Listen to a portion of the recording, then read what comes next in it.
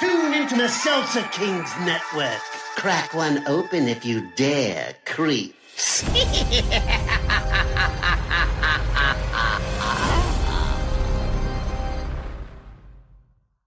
Being a marketer's no sweat. You just have to manage dozens of channels, launch hundreds of campaigns, score thousands of leads, and okay, fine, it's a lot of sweat. Unless you have HubSpot's AI-powered marketing tools to help you do all that and more. Get started at HubSpot.com/marketers.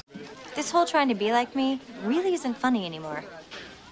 I was never trying to be like you, and when was it funny? I don't see why your pathetic need to recapture your glory days gives you the right to splinter my vote. How can you think it's okay to talk to people like this? Do you have parents? Yeah, 2 of them, unlike some people. Your brain isn't even connected to your mouth, is it? Why don't you do us both a favor and stay out of my way? Don't ever do that again. You're sick, you know that? Okay, let's not say something we'll regret later, okay? You crazy freak! Vapid whore. Like that.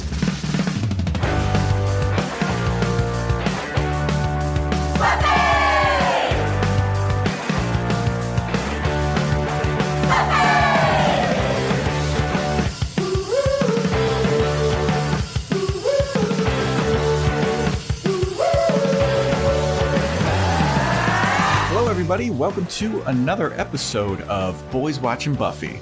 We are just 2 boys watching every episode of Buffy the Vampire Slayer for the first time, giving our review, our reaction. We're your hosts. I'm Joe Welke. I am Vance. And today we're talking about Season 3, Episode 5, Homecoming, directed by David Greenwalt, written by David Greenwalt. Original air date is November 3rd, 1998, to an audience of 6.53 million people. Little uptick from the last episode, and I kind of feel like this one was a little directionless, was kind of all over the place, had a lot of storylines they were trying to squeeze in at once, and I don't know how well it worked. Yeah, one of the storylines seemed like, oh yeah, this could be fun, and it's not not really that fun. And the other one is like, all right, this is fine. Yeah, but not really. I mean, our predictions from last week were pretty spot on. It is about homecoming dance. Mm-hmm. There was a little bit of drama, not necessarily involving Angel, like I predicted. Yeah, but we thought Angel was going to come back, and then you had a wild card prediction that Spike might show back up. Yeah. Well, we get a new character, and we learn even less about him. Yeah. We learn a little bit of something. We get a name. We get a name in a room in an office. Yeah. Okay. Well, want to get into this bad boy? Before we get into it, I want to give a shout out to our listeners to say we know that there are a lot of Buffy podcasts out there, and we appreciate that you have chosen this to be one of the 5 that you listen to. Yeah, before we started doing this podcast, me and Vance, we usually do some research to see like how many other podcasts are out there about certain shows. And we had a long list of shows that we were like potentially going to do. And for some reason, we settled on Buffy without doing like any research into how many podcasts there are about Buffy the Vampire Slayer.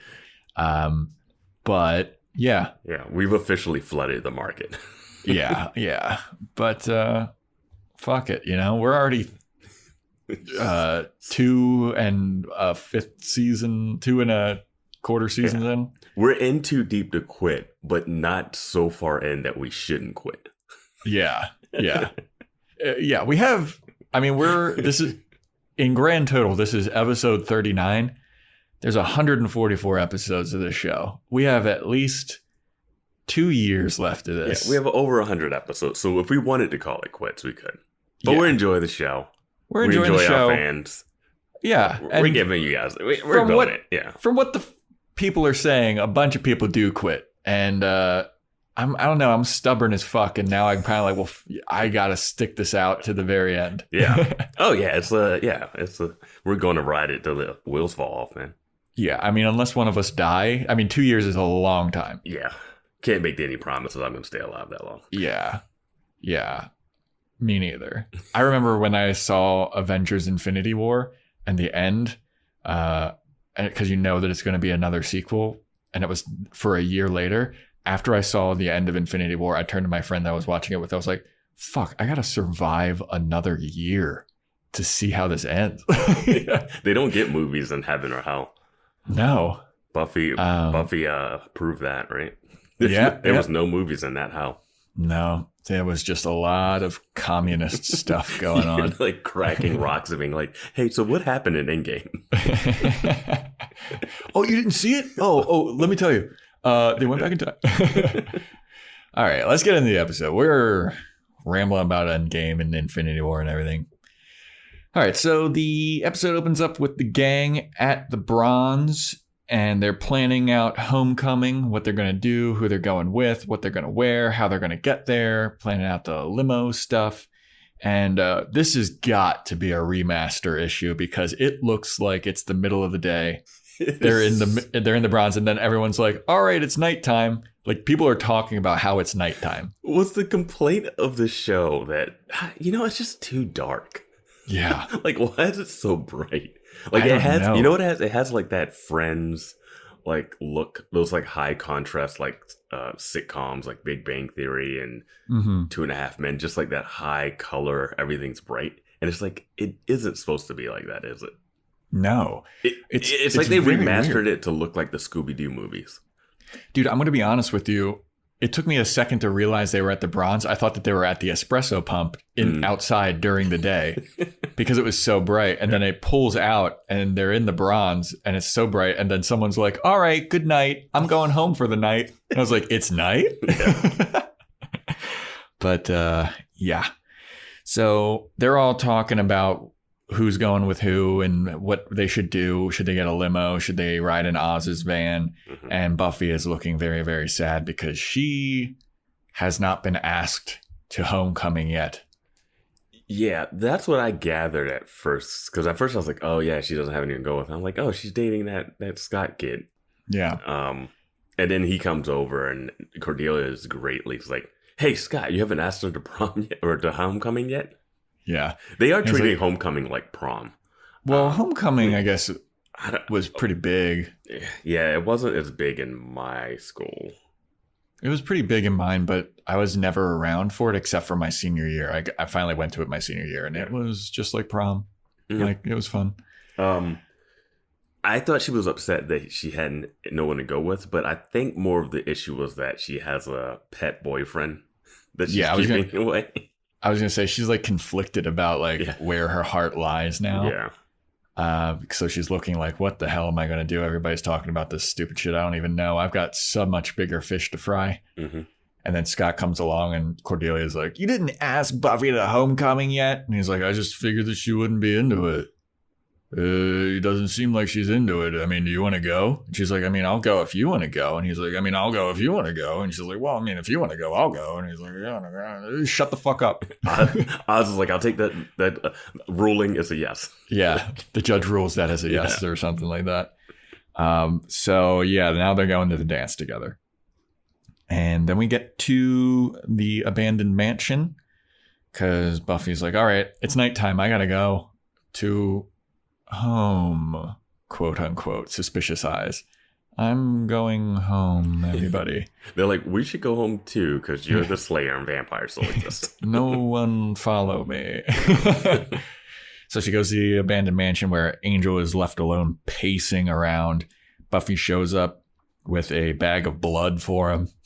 She's got a bag and it has blood. A brown paper bag of blood. And it has blood in one of those just like takeout containers. Yeah, like a Chinese restaurant quart container. Like you get wonton soup. Yeah. And I was just like, should we ask where she got that from? That's what I wanted to know. Is it human blood? Is she draining herself over some time? Like, what is she doing? That is a lot of blood. Yeah, is she breaking into is she breaking into the hospital?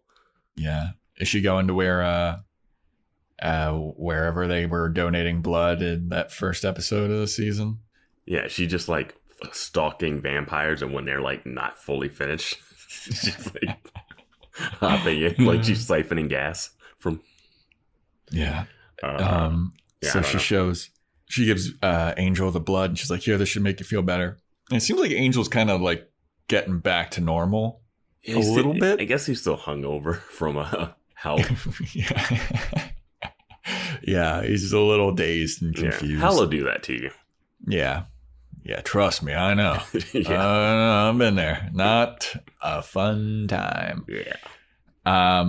So Buffy tells Angel that she hasn't told the gang that he's back yet, and she doesn't know if she should, and she wants to help him get better, but then she also is like, but also I'm seeing someone. I'm pretty involved with a guy. He's really nice. He treats me well. A lot has changed in the last 3 months, Angel. And he just kind of looks over his shoulder like, what? How could you do this to me? How could you? And Buffy's like, look, sorry, dude. I got to get dick somewhere. You were in hell.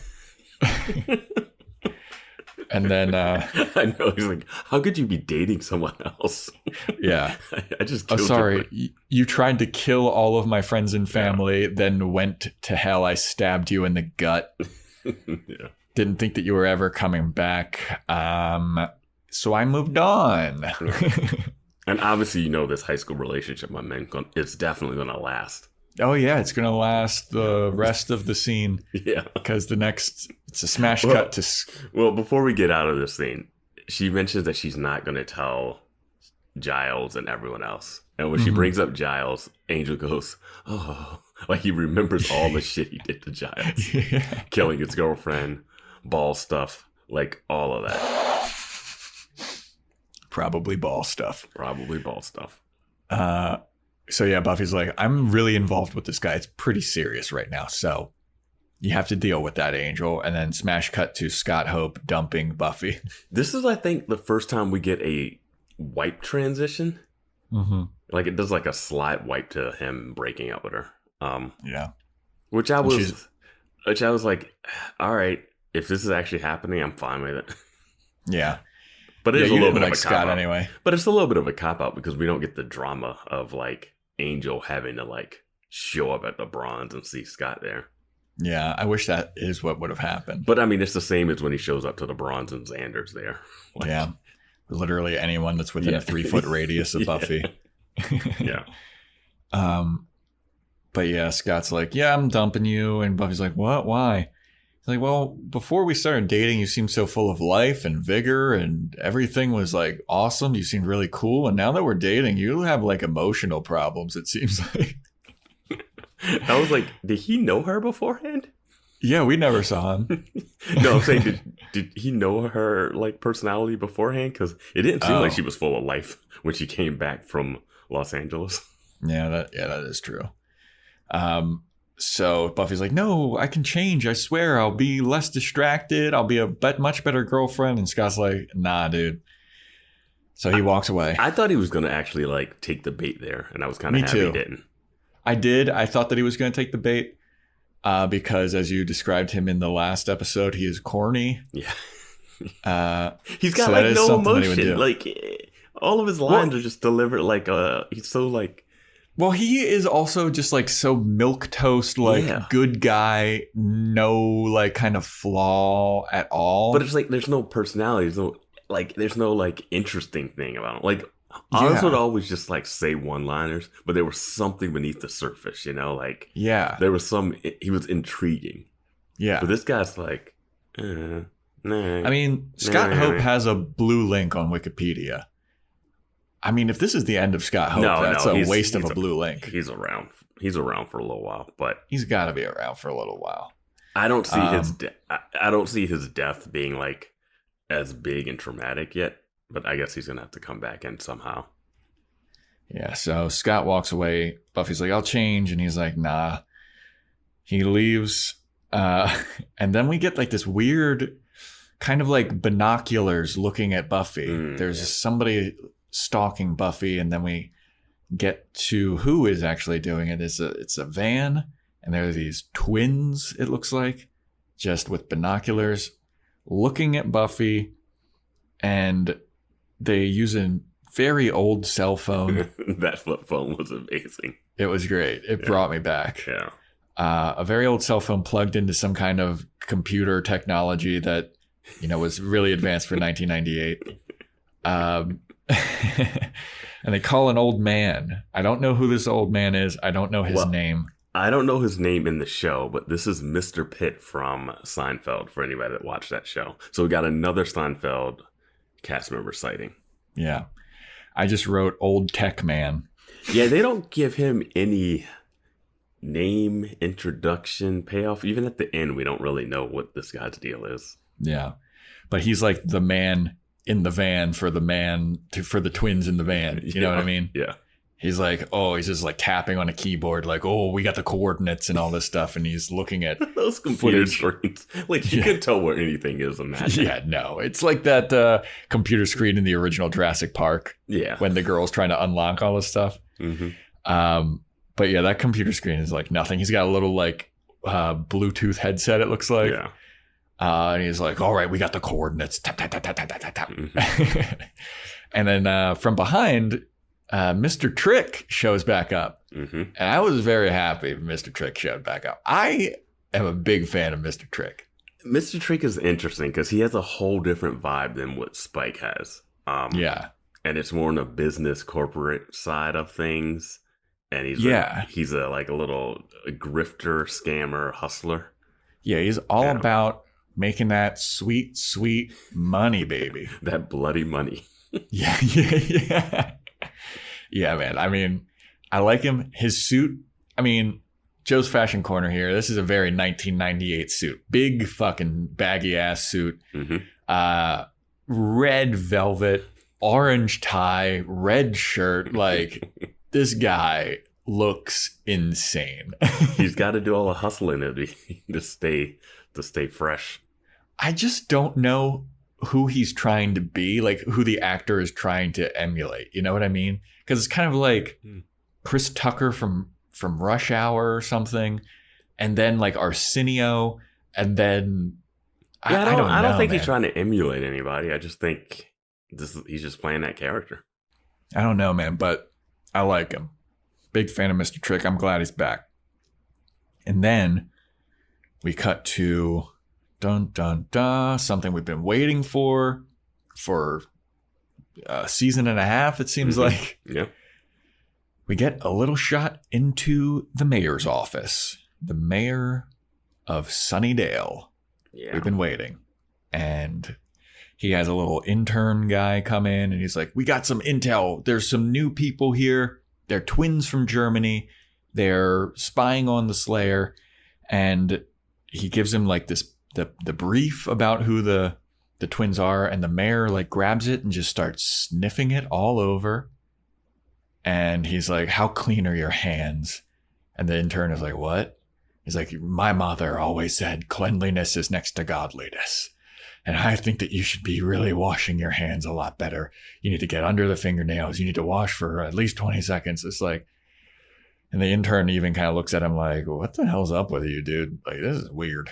Well, I'm going to assume that this guy is at least at assistant level and not intern if he's handling over vital information. I mean, he also looks like he's like 40.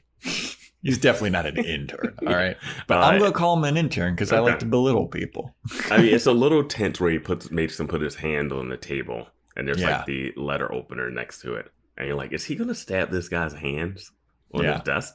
And I thought he was going to do that thing where like they stab between each finger. Or like it looks like he stabs between the finger or something like that. Yeah. I thought they were going to do something like that. And I'm happy that they didn't, even though it was kind of set up. Yeah. But it's weird. I don't know what they're trying to do with the mayor as of right now. But he seems really, really weird. And his name is Richard Wilkins. Mm-hmm. You can see it on his mayoral door. Mayor Richard Wilkins, which I will not remember. I will just call him the mayor. Absolutely. That name has no staying power. It is the whitest name alive. And the mayor just has like the most generic look too. It was like, okay, this is the guy. He kind of looks like Judge Reinhold or something. Yeah, I'm like, he's not. I don't know. I don't know. You talk about a person for a season and a half, and almost you like think when you see him, you're gonna be like, this is the mayor. Wow. Yeah. Like if Mr. Trick was the mayor, that'd be really funny. Well, when they kind of like shield his face and you can't really see what he looks like, and he was talking, and I thought that his voice sounded like Snyder's.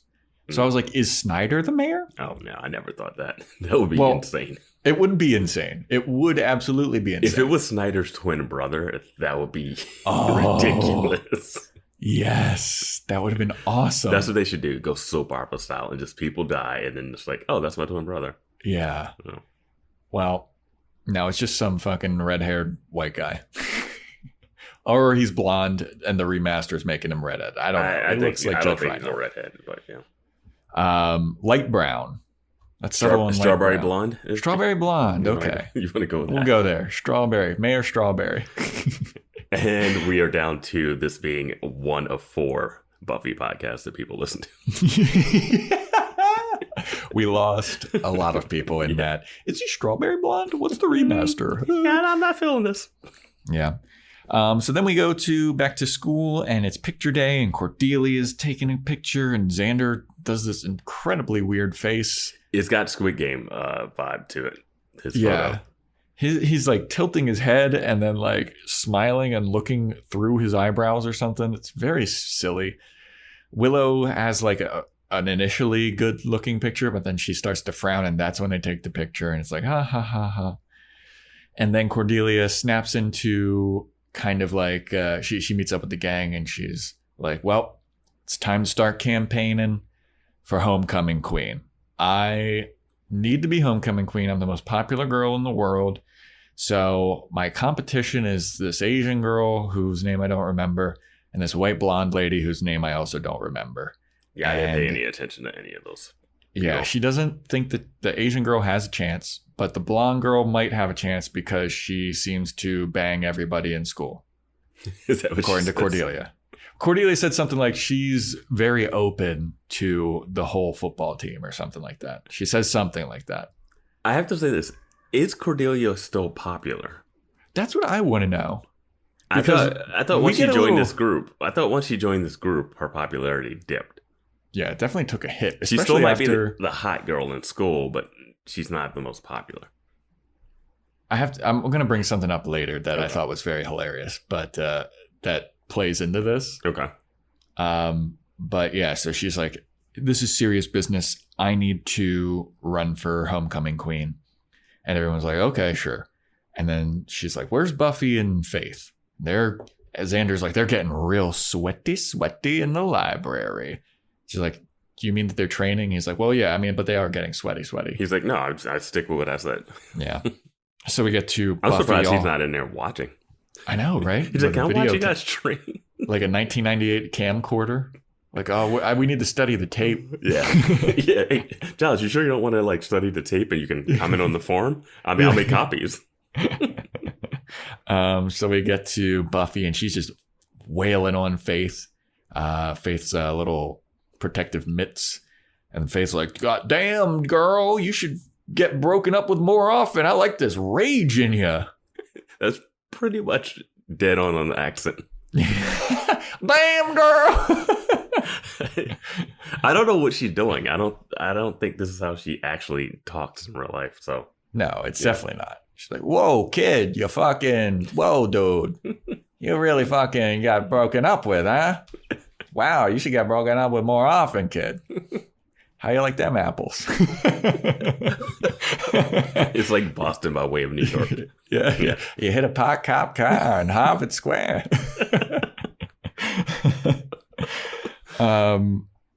So Faith is basically like, you got to move on. You got to get back out in the field, and you got to just start screwing dudes.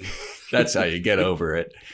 And Buffy's like, how is she in school during the school day? Right? With her little press-on tribal tattoo. No one goes in the library and is like, who's this? The library is middle of the day, and they're just straight up boxing in the middle of the library. Yeah. Like, this school is full of geniuses, as we talked about last episode, and it's never anybody in the library. But I mean, even if you don't go into the library, they have windows on the door. You can see 2 students just punching the fuck out of each other. 2 of the hottest girls in school are training in the library. Well, one of the hottest girls in school and one vagabond who we have no idea where she is and who she is. Yeah.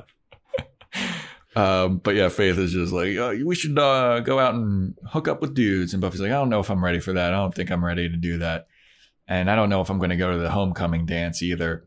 And then Faith's like, well, dude, you got to fucking go out to the homecoming dance. You got the ticks already, huh? Buffy's like, yeah, I guess you're right. And Faith is like, well, let's go together. And so Buffy's like, you know what? That might be fun. Let's do it. She's like, let's go together. Let's pick up some guys, use them, and toss them away. And it's like, I want to see that. Yeah, those lucky guys, huh? No, I just want to see them at the dance and them, Buffy, stammering, trying to talk to guys, and Faith doing her aggressive hit on. Like, I just wanted to see that. And we don't get it. We don't get it. Spoiler alert, we do not get it. Yeah, it's a real bummer.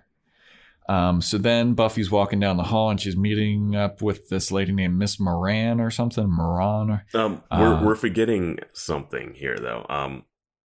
Cordelia's supposed to tell Buffy that the school photos are happening, and she goes to the library, and then she sees some like football players, and she like is about to go in, but then turns to do more campaigning. Yes. So she doesn't inform Buffy about picture day. Which, for some reason, is Cordelia's job to tell her during the photos. Yeah. Picture day is announced. Picture day is announced weeks ahead of time. Yeah, Buffy would absolutely know. It's all the school is doing. Giles would be around and being like, hey, Buffy, you need to go get your picture taken. You don't need to train in the middle of the day. Yeah. So I think that's enough. Yeah. Remember that one time where Buffy and Giles were training and Buffy was pissed and she just like knocked Giles on his ass, and he's like, okay, I think we're good for the day. Yeah, it was just like, yeah, dude, you're an old man in like catcher's, like a baseball catcher's outfit. Like, yeah. I mean, it is pretty dope that Faith is there, because then it's like Slayer training Slayer too, of equal strength. So it's definitely great. They should fake kill themselves and make more Slayers. And absolutely, they should. Yeah, but I just didn't get why it was like, I understand for the drama that Cordelia needs to tell her, but I'm like, come on, Willow, that's your job. Yeah. You can't rely on Cordelia to do anything. Also, like, how do you not know it's picture day? That everybody in the school knows it's picture day. Yeah. She's too heartbroken over Scott Hope, the guy that she didn't really give a fuck about. And just hire someone to take your picture and just submit it to the yearbook page. It's not that hard. Go to Sears. Yeah, I mean, that you can totally do that. Yeah. Like, if you're sick on picture day, it doesn't look like, your yearbook is like not NA, not available or anything. But whatever. So then Buffy's walking the halls at school, talking with a lady named Ms. Moran, because she still needs to get a glowing teacher recommendation to keep her ass in school. And she's like, you taught me so much. You're my history teacher last year, and I learned so much from you. You were such an inspiration to me, and I really need a letter of recommendation from somebody, and I would really love it if you could do it. And Miss Moran's like, I'm sorry, who the hell are you? And Buffy's like, wait, what? You're the best teacher I ever had. She's like, I don't even remember you, dude. She tells her name. She's like, I'm Buffy. And then like 2 seconds later, she's like, what's your name again? Buffy. I think this teacher knows who Buffy is, but is saying this because she wants to live. Because anyone associated with Buffy is courting Hades. Last two teachers you talked to turned up missing. So yeah, no. Yeah, Miss Moran is a smart cookie. Yeah. That's hilarious. I didn't think about that. That's Sorry, I don't know who you are. I've never seen this girl before in my life. So she just like puts her hand up, horse blinder. She's like, I'm sorry. Don't know you. She like looks over to where the spies are spying on her. Like, I don't know her. I don't know her. Not me.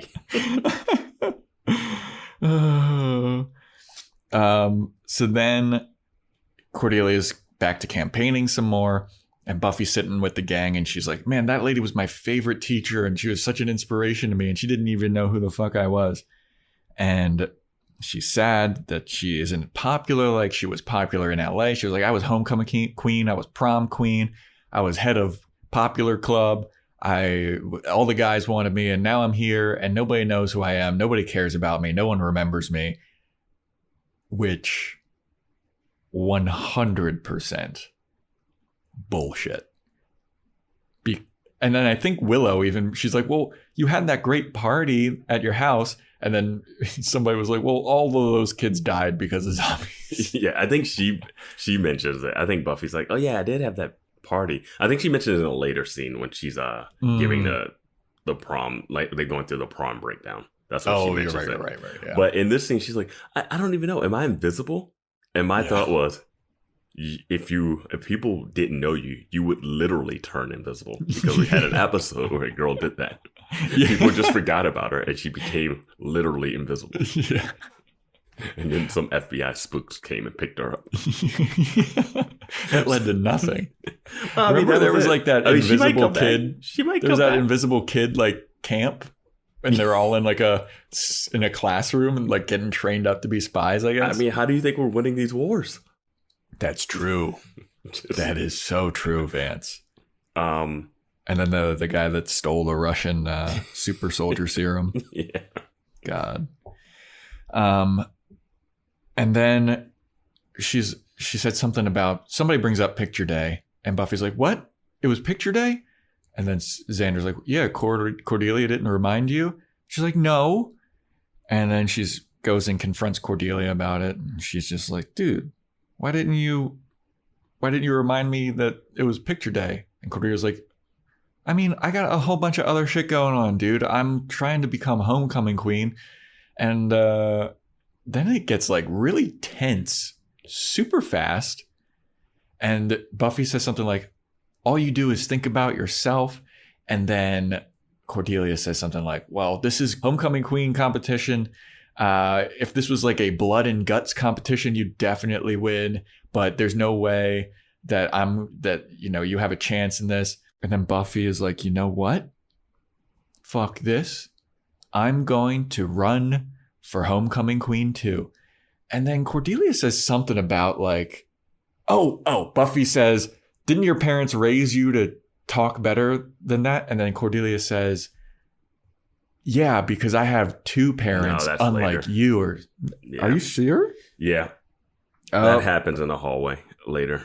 Well, Buffy challenges her to a homecoming queen competition, and she accepts. But this scene gets a little. This is the precursor to that later scene, where they're really going at it. But like, saying like the scene later, what you were saying was that she says something about like, oh, your parents or whatever. She's like, do you? Oh, Buffy goes like, do you even have parents? Do you even have parents? And then Buffy, and then Cordelia says, like, I got two, unlike some people. Yeah, I was like, damn, low blow. I was like, okay, Cordelia just fell back down to like season 1 level of being. Yeah, like they talk in these scenes. They're talking as if they haven't been friends and been through a lot together. Yes. So Buffy gives her homecoming queen decree. And then we have Mr. Trick. Yeah.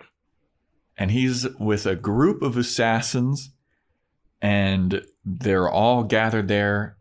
It's the twins from earlier that were spying on Buffy.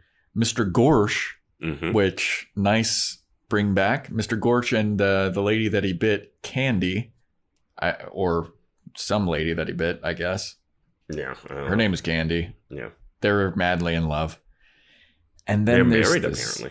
Yeah. Vampires can get married. Yeah.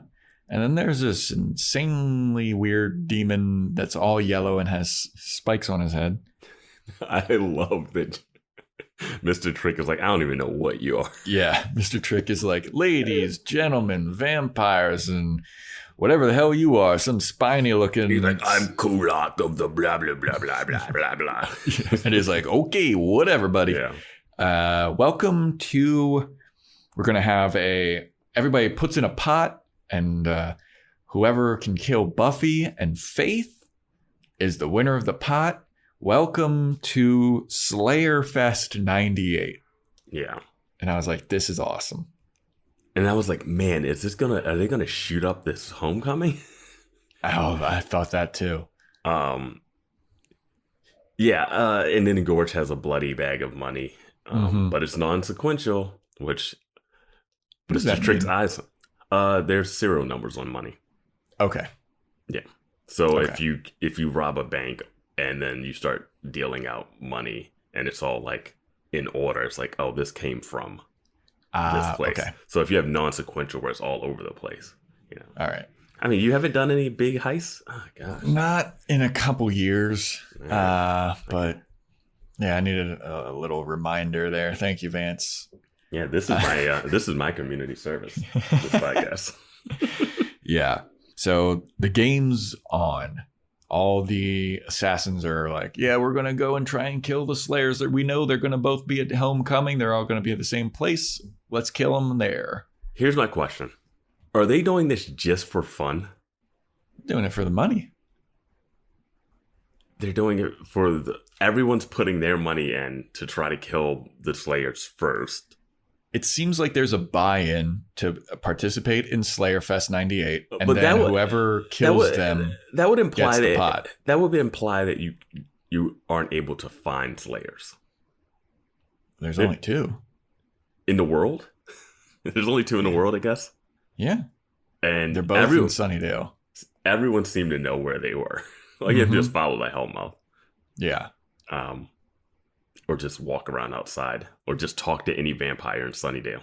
Yeah. I mean, That's everybody how you- knows Buffy. Yeah. Yeah. There should be a couple of regular vampires that went in on it. Like, Yeah. I mean, it you know, was. someone's there wa- like, there weren't I guess a they lot can't of afford. I parties guess they can't involved. afford the buy-in. Oh, yeah. Because it looked like a hefty buy in. But how does Gorch do it? He just killed somebody with money, rob a bank. he's- Like, it's not that hard. Yeah. If you're right? a vampire and you don't care. I feel like he's a bit more shifty than we give him credit for. No. He's a No. little roach. He survives. He's a coward. Yeah. Okay. Yeah. I don't think he'd ever get that money. I think his wife got it. I think that he would cowardly kill people, like sneak up from behind and kill them and then steal their money. Yeah. That's the type of man Mr. Gorch is. If I Mr. may be Gorch. so bold, he doesn't have a lot of chutzpah. Mr. Gorch from Texas. Yeah. So yeah, Slayerfest 98's on. So then Willow and Xander are getting ready for the dance, and Xander is basically being like, so how far have you and Oz gone, to Willow? And Willow's trying on different outfits that look horrible. She has one of those like fold out changing curtains in her room. Mm-hmm. I'm not sure a lot of high school girls have that. Yeah. And that seems like we're on set and this is what we have to do. Yeah. And also, I don't know Willow's parents, but it's one thing for her to be in her room changing with a grown man. Yeah. in That's Xander. what I was like, do you really trust Xander not to peek around that thing? Yeah, like I know they were friends from childhood, but like, hey, he comes over with his bag of clothes and they're like, hey, we're just going to try on different outfits in front of each other. It's like, yeah, this was cute when you guys were 5 or 6. Yeah, I mean, it is very odd. And they're trying it on. Like, this isn't even the night of the homecoming. It is. Oh, yeah, you're right. It isn't. No, they're just trying clothes on beforehand to see what they look like. Well, I think that it's like Willow needs help deciding which dress to pick. So she comes out. So you asked Xander, obviously.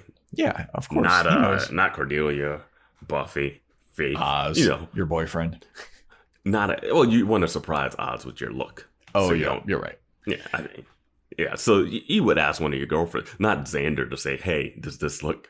I guess Xander's a guy, so he could give guy opinion on how hot she looks. Well, she's looking to find an outfit that makes Oz go, wow. Did she say wow? Or did she say makes him go, yeah? She said something. Oh, yeah, you're right. Yeah. So she comes out in her first outfit and she's just got like a long Amish skirt on and a like orange sweater. And I was like, what? I don't think that was her first outfit. I'm pretty sure it I was. thought it was like a blousey thing. I think she was changing out of the orange sweater thing into that blouse thing. Okay. Well, that was the first outfit that I saw her in, and I was like, Yeah. "You're gonna go to a dance like that?" No, I That think was- she changed into the blouse thing, and he was like, "Oh, that's okay." And it Yeah. looked like something you would wear to like some like kind of dinner or like some event, but not like to a homecoming dance. So then she's helping Xander tie his bow tie, and Xander's like, "So what have you and Oz done? how far have you two gone? And she's like, I'm not telling you. And she's like, well, how far have you and Cordelia gone? And then he's like, a gentleman never tells of his conquests. And then she puts on another outfit.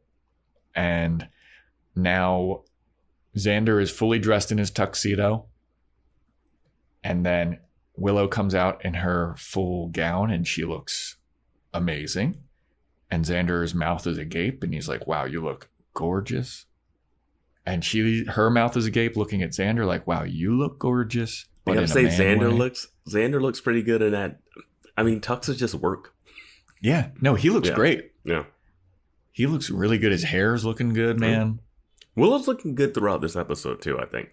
Yeah, except for that awful Amish outfit that she was wearing at the beginning of the scene. I think she was mid-change.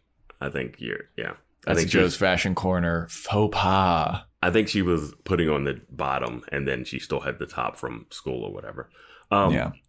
I thought he was going to see her like silhouette through That's what I thought. Thing. And it was going to be like him like, Yeah, with little werewolf eyes like, oh.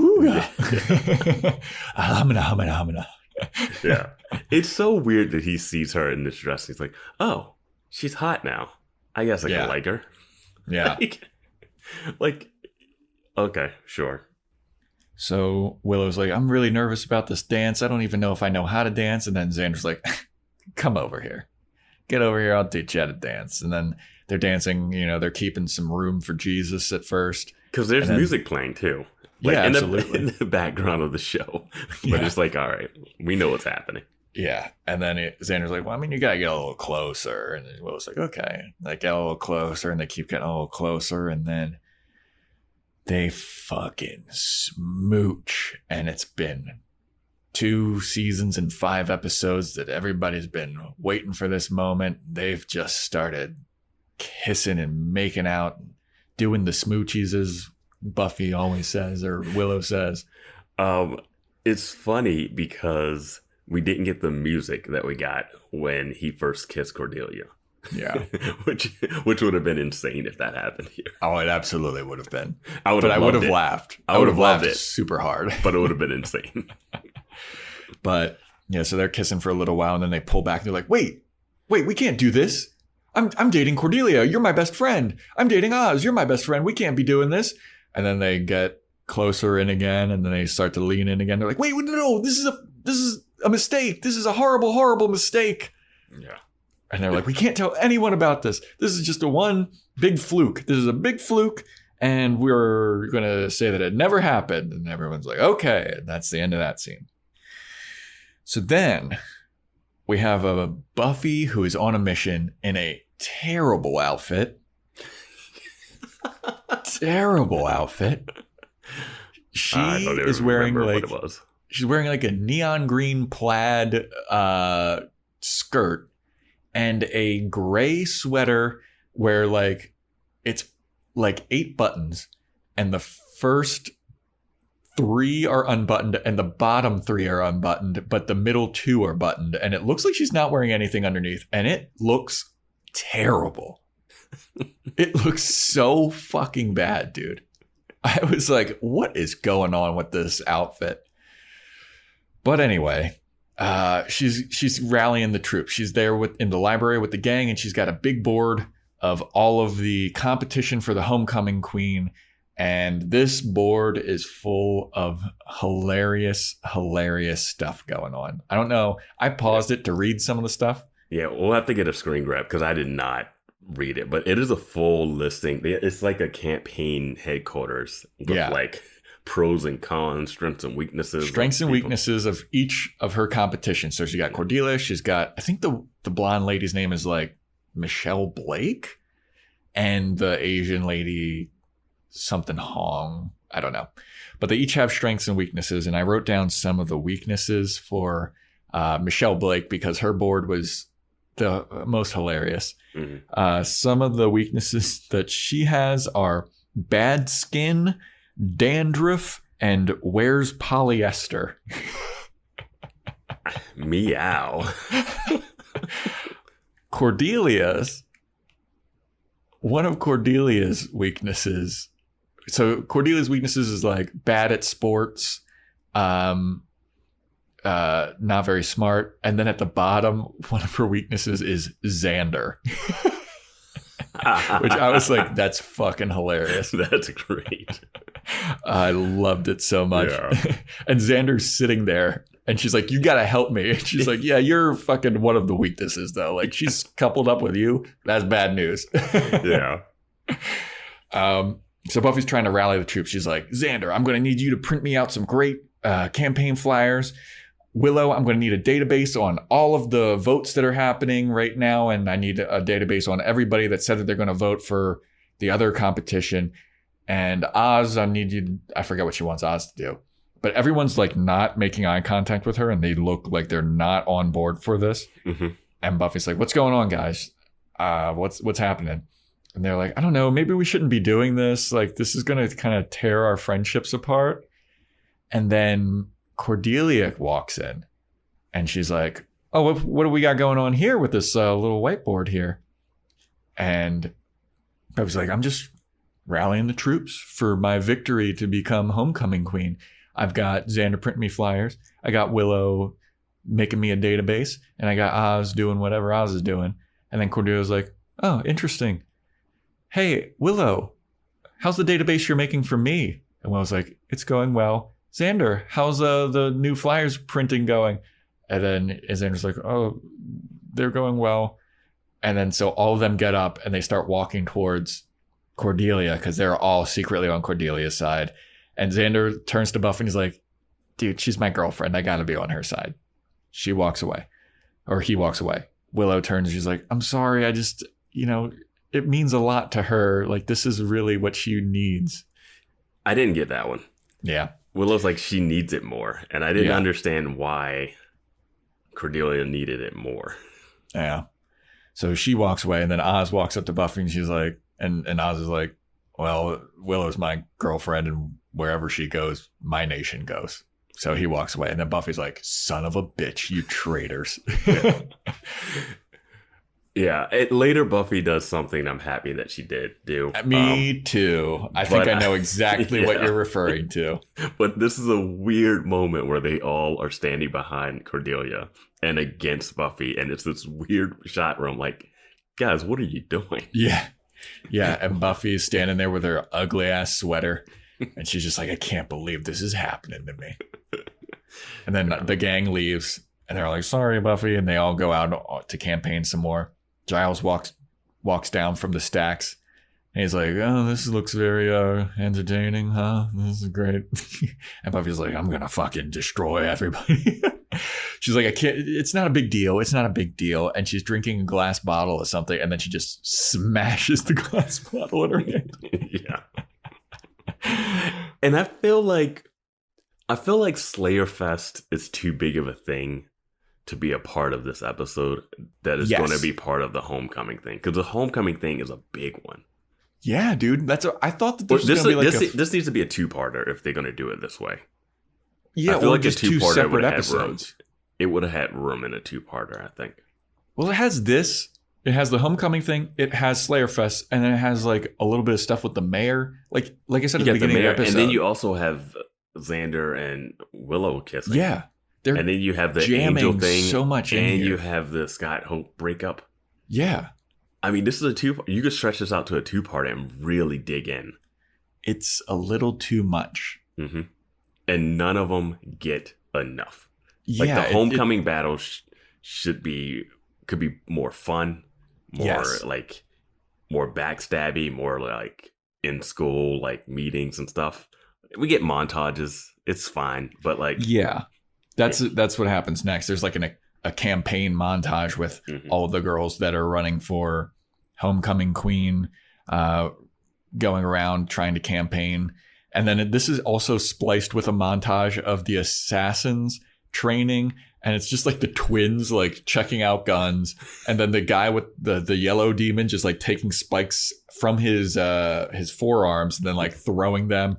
And they mount into a wall and they just like, they look so rubbery. And there's some hunter guy that's just like testing out. Oh, like, yeah, I forgot about that guy. His bear traps. Yeah, I forgot about that guy. He's got a fake leg that he puts into one of them. And then you just got Gorgeous just making out with his wife on the couch. Yeah. He pays no mind. Like, why did you join this? I think he joined it because his wife wanted to kill. I don't know. Whatever. So stupid. So Buffy's giving people like candy and muffins, and then Cordelia's sneaking up behind Buffy. Those are supposed to be cupcakes. Those are cupcakes? Those look like a muffin. They look like muffins with frosting on top of them. Like muffins don't have frosting on because everyone has frosting all over their faces. Oh, you're right. Yeah, as So Jim they're supposed Gaffigan says, a muffin is just a bald cupcake. Mm-hmm. So they have, when those kids are eating those cupcakes, Yeah. and it's just all over their face. I'm like, are they 5? Yeah, it makes no sense. And then Cordelia hands them a basket of stuff. And Yeah, they she throw takes the cupcake out of their mouths and just is like, oh, you don't want this. And they chucks just it. throw the cupcakes away, and they have a basket of other goodies. It's the weirdest. Yeah, and then Cordelia like mean mugs Buffy. Yeah. So then Buffy is walking down the stairs and she drops all of her campaign flyers or whatever. And Scott Hope helps her pick them up. And she's like, oh, Scott, hey, sorry, didn't mean to run into you. Oh, this is so weird. And Scott's like, it doesn't matter. It doesn't need to be weird. And for all things considered, you got my vote. And Buffy's like, I don't want you to feel like you have to. And he's like, no, I'll vote for you. She's like, great. And then she like takes like a couple steps back and then tries to pull the same exact trick on like another guy. And she's like, check marks Scott Hope next to her, to his name in her notebook of list of students that she's trying to get to vote for. And I was like, wow, what a scumbag. No, I mean, the drop in the next thing, like with the Scott Hope thing, she was just like, oh, you don't have to. And then stopped saying it. And he stopped saying anything. And she just checks them off. But then when she dropped the book, I looked down and looked back up. I was like, did she like rip a poster down? What just happened? And I rewinded it back. And it's her literally dropping something in front of someone. Yeah. That's not going to instantly get you a vote. Yeah, why would that? Yeah. I guess to get your face in front of them or something. Like, oh, hey, I'm so clumsy. Well, vote for me. I will say I do like Buffy's poster.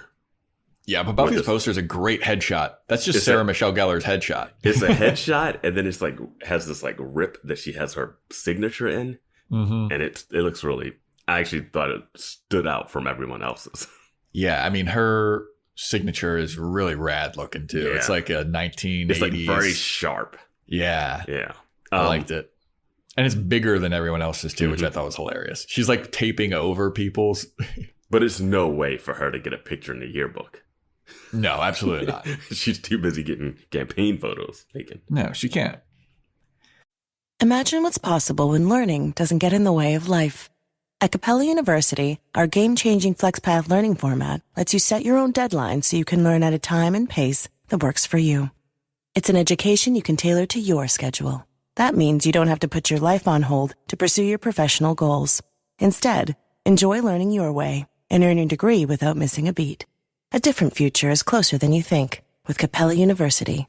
Learn more at capella.edu. So then Buffy meets up with Willow and she's like, oh, hey, what's up, Willow? How's campaigning for Cordelia going?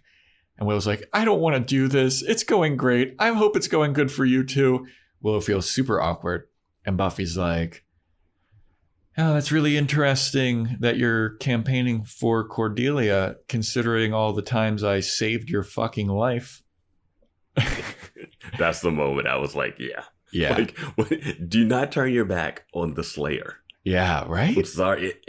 This is definitely the moment we were referring to earlier where it's just like, oh, you're working for Cordelia? Okay. I just remember saving your life multiple times. That's cool, though. Yeah. That's cool. Like, Buffy can save my life in a pinch when the next demon shows up, or Cordelia can throw a tiara at someone. Yeah, or belittle me constantly. Yeah. So Willow's like, okay, what do you want? What do you want me to do? And Buffy's like, I just need 15 minutes with Cordelia's database of people. That's all I need. And Willow's like, okay, fine, here. And so they sit down to start going over their database, and the twins are binocular spying on her again through the window and everything. And they can hear what she's saying. Yeah. Did they like bug her? Yeah, they're like, oh, well, we're going to get picked up at blah, blah, blah. This is where they hear that she's going to get picked up. The limo's going to pick up her and Faith first. which I didn't even know was a part of their plan until later. But yeah. So then after Buffy has a look over at Willow's database, she starts walking down the hall with our pal Jonathan, a.k.a. pal from Girls. You finally got it. Yeah. It took 39 episodes. Yeah. You recognize the recurring character that was in the show that you watched before. He looks so different in Girls. You gotta give me it. This is fucking like I'm just saying we've seen him. Girls. I'm just saying we've seen him in this show. Like he's been in like at least 10 or 12 episodes. I know that. It's bad. And he's definitely eating a muffin cupcake. Yeah, he's eating one of them big old fucking things, and Buffy's got her arm around him, and she's like, Jonathan, how long have we been friends for? What do I need to do in order to get you to vote for me? And then Jonathan turns and he's like, well, this cupcake's a good start, but let me tell you something. Cordelia gave me $6. It's not even like an easy amount of money to like get. It's like not $5. It's like $5 and a single dollar. Yeah. And it's just, or 6 ones. Yeah, it's such a random number. I love it. And Buffy's like, she's paying people off. Are you kidding me? This is bullshit. And then she goes over and she confronts Cordelia about this. She's like, have you been paying people off? And Cordelia's like, is it any worse than what you're doing? You're giving people cupcakes and muffins and stuff. And then Buffy, this is where the conversation about like, you only have one parent, you're a fucking loser happens. Yeah. This gets really over the top to the point where I'm like, there shouldn't be a comeback for this. Right. Yeah. You know? And then it ends with Xander seeing this all happening and be like, let's not say something that we're going to regret. Okay. And then Cordelia goes, you're a crazy freak. And then Buffy goes, you're a vapid whore. And then Xander grabs Cordelia and he's like, stuff like this. And he drags her away. Yeah. It's like, we shouldn't be doing this, guys. We don't want to ruin our friendships. Vapid whore, though. That upped the ante over crazy freak. I think crazy freak bothers Buffy more than vapid whore. Crazy freak is a step down from you only have one parent. Oh, true. That one parent date was so personal. Yeah. It was like, dude, I thought that was the cross the line. You're right. That's the cross the line moment. Like, you go crazy freak to one parent. Yeah. But man, that line, it was just like, we're all on Cordelia's side, you know, up until like for the last couple episodes, I'll say. Like, she's been giving jokes and snide remarks and she says stuff off the cuff. But this was like purposefully mean for no reason. Yeah, it was like Buffy was just upset that she didn't get a yearbook picture, and Cordelia was like, what the fuck? I don't give a shit. Like, what? Like, I would have loved if Cordelia was like, hey, I'm sorry, I got distracted. How did you not know it was a thing? Oh, or does it say, hey, don't worry about it, you can take a photo? But you know, Cordelia is dismissive and like, who cares about the year? Why do you care about the yearbook? You're a weirdo, you weirdo. Yeah. You're a weirdo, you weirdo. You don't care about normal things, you freak. But yeah, so this gets really highly escalated, and I'm like, is this going to be something that lingers a bit, or are we going to wrap this up in this episode? Yeah. And they decided to wrap it up in this episode, unfortunately. Yeah. But before that, Xander and Willow are talking about, you know, this is crazy, this whole Buffy and Cordelia thing. Like, this is going to tear our friendships apart. And then Xander's like, you know, it's tearing me apart not being able to kiss you. And Willow's like, what? Well, he says, I'm starting to see you in a new light. Yeah. And I was like, what? She put on a dress and that was it? Yeah, that's all she needed to do. I think she's really been dressing like really, a goddamn goof this whole series. I think what's been getting him is that she's almost on third base with what's Oz. Getting him is that she doesn't want him like she used to want him. And now he's like, oh, yeah, all right. I need to be attractive to everyone. Yeah. And he's going to have a great time in college being a mess. Oh my God. Yeah. Like, it's crazy because he still has a crush on Buffy and Faith. Faith is just more of Faith is more like just like, in fact, it's not the level of crush that he had on Buffy, where he like wanted to ask her out and like. Yeah, if Buffy was like, Xander, let's date, yeah, he would dump Cordelia in a hot second. Exactly. Yeah. And would he still do that now? Like, would he dump Cordelia for Willow and then for Buffy? He's got a lot going on. He's just one guy. They need another guy in here, and Oz is already odd man out. Yeah. So he's basically like, I saw you in a new light. And then Willow's like, yeah, but we decided that was a fluke. That was not, we don't talk about that. We don't want to have that be a thing. And then it's like they want each other, but they're in quite a pickle. They don't know how to handle it. So here we are. And they're on the bed holding hands because, they get to go to her bedroom. Easy. Yep. Oh, yeah. Like there's no parental oversight in this place. Not at all. So Buffy walks out of her house. She's wearing an orange homecoming dress. Looks really nice. I thought it was red. Is something wrong with your TV? This is a remaster. Is there something wrong with your TV? It looked orange to me. I thought it was red, but all right. Sure. I mean, I'm blaming the remaster. You're watching this on that old VHS, aren't you? Now, I'm watching it on my computer, my friend. If I was watching it on an old VHS, I would have the original copy. True.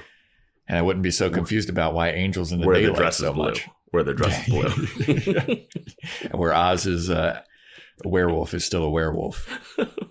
So she walks out and she gets in the limo, and Cordelia's the only other person in the limo. Buffy's like, where's everybody else?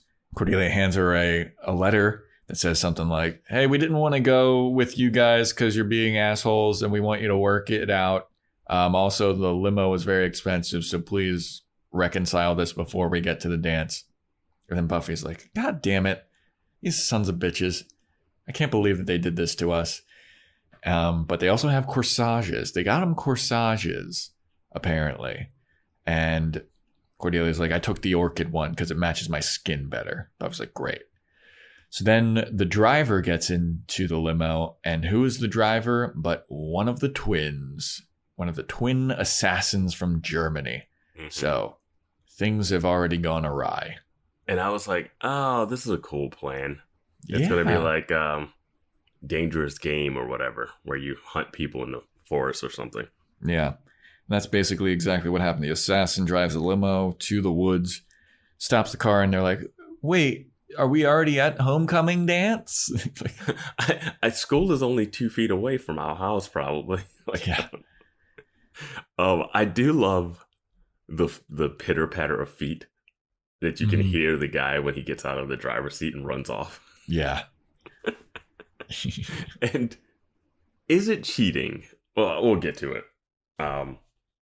But I do like the big mix-up is that Cordelia is not supposed to be there. It's supposed to be Faith. It's supposed to be 2 Slayers.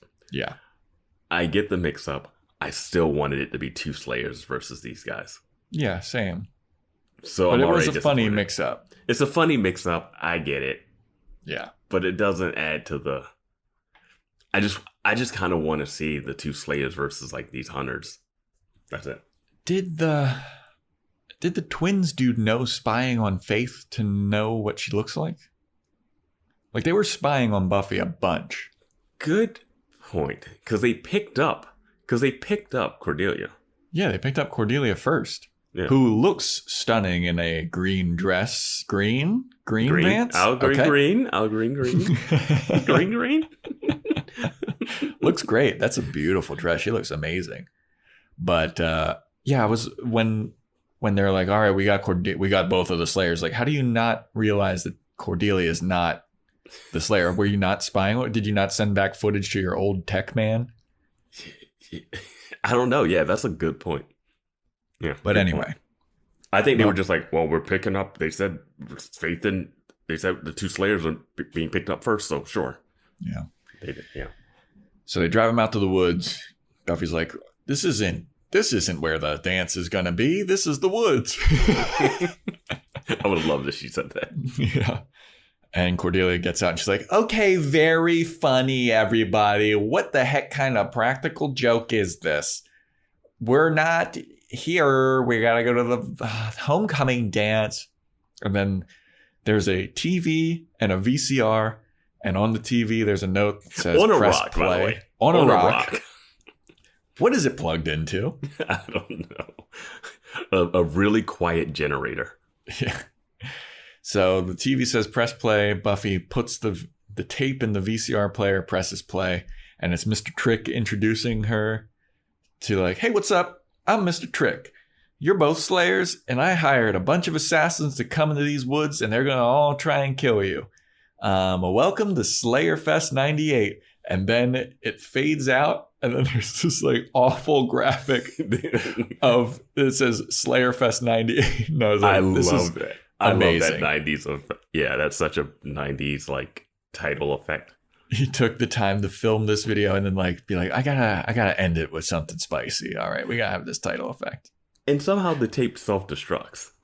Well, he's like, you got 30 seconds to start running for your lives. Yeah, it doesn't self-destruct. So I guess someone shoots at him or something. Yeah, and then he like waits a couple seconds and he's like, well, it's already down to 17. Good luck. And then so Cordelia's like, what is he talking about? This is fucking stupid. I'm not even a Slayer. And then somebody shoots at them and she's like, oh my God. Yeah, Buffy's like, I'm not a Slayer. I'm a homecoming queen. Yeah. It's crazy that the only people we know that have guns, we haven't seen I guess the hunter has a gun. Yeah. So the hunter's shooting at him. But the people that dropped him off are also in this competition. Yes. They also know where they are. Yes. It needs to be at a third party that is picking them up and dropping them off at the location. Yes. Everyone needs to have a fair starting point. This is a terribly organized Slayerfest. Yeah, I mean, it was like the driver of the car has to be like, all right, I'll get out. We'll play fair. Why would you play fair? I'll count to 10, walk away. I'll start running because I got to meet up with my brother.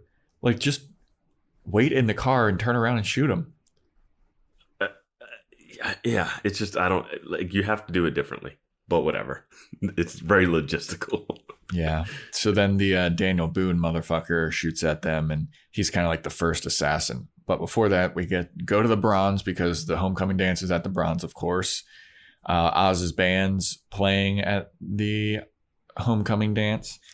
And Willow and Xander are standing next to each other, trying not to make eye contact with each other because who knows what would happen if they look at each other. They would probably start banging on the dance floor. Yeah. Faith shows up and she's like, where the hell is everybody? Where's Buffy? Where's Cordelia? They worked it out yet? I'm getting tired of this. She turns around. She sees Scott Hope dancing with who I believe is Amy the Witch. No, it's not. It kind of looked like her to me. It's not.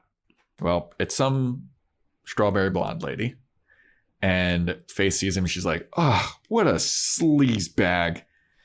And then she walks away. Giles comes running over to Xander and Willow. And he's like, oh my God, we have to find Buffy. Something terrible has happened. And then they start to look at him. He's like, just kidding. I really liked the idea of this being a joke. I wish we didn't see that they were actually in trouble when it happened. Yeah. Right? Does that make sense? It was a fun joke, though. But like when he comes over and he says it, it's like now the joke's on him and not on them. Yeah. Because she is actually in trouble. Yeah. And now he's going to look like the boy who cried wolf when he actually does need to like tell them that she's actually in trouble. Like that would have been really funny if it was just like the prom. We don't have any threat. And he comes over and does that. And then Buffy walks out behind him and he's like, I'm just kidding. You know? And he's like, oh, wow. Giles can be funny sometimes. Yeah, this was very out of character for Giles, I feel like. But he seems like to be in the moment. He's like, yeah, there's homecoming stuff. Hey, there's finger foods over there. I'm going to check out the finger foods. He didn't get a chance to go to the Watcher convention. Thing. So like he's just now he's that pathetic guy at the high school dance that's trying to relive. He's the chaperone. He's the chaperone, but trying to like be cool, I guess. He starts dancing with like the school nurse or something. Why? If he's not a chaperone, why is he there? To eat the finger foods. Are all the teachers there? Do all the teachers go to homecoming? I mean, there are chaperones at those type of I don't things. think he's a chaperone. He's definitely not. You think he's there? He just leaves and says he's going to come back for the the coronation. I guess, yeah, it's so weird. But anyway, so Buffy and Cordelia are running through the woods. Cordelia is like, is there any way we can talk to these people and let them know that I'm not a Slayer? Because this is bullshit. I just want to go to homecoming. Why are they trying to kill me? And then Buffy and Cordelia almost step into a bear trap, and they avoid it narrowly.